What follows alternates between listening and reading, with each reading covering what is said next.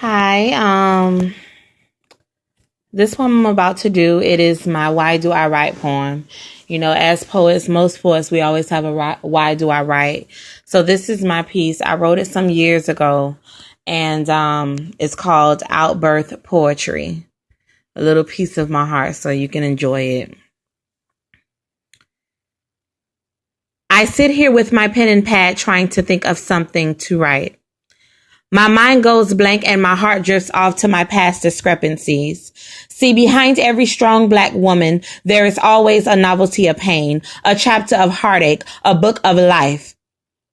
Even though I was born on 4/17/87, I met life at the age of 5, watching my no good daddy walk away from his seat and deny my needs. At that age, I had the memory of a mastermind. I can still feel the tips of the cold pistol pressed against my head, manhandled by a shadow with the face of my birth father, but it wasn't him.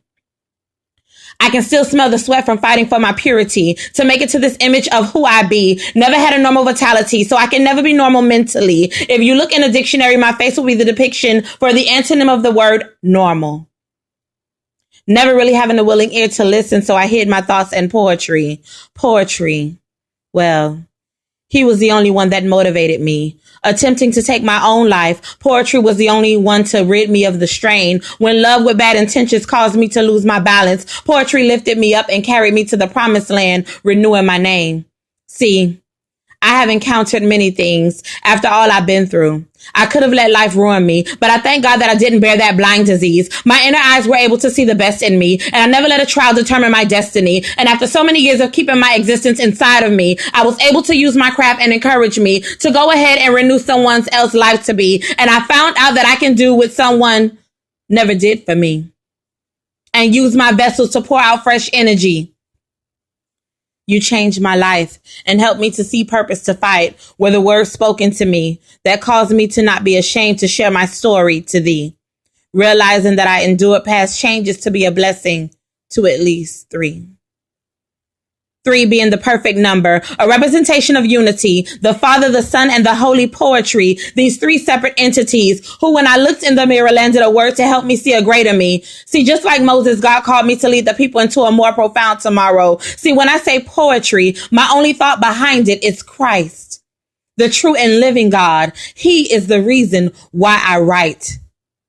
He is the reflection on why I write. He is my poetry.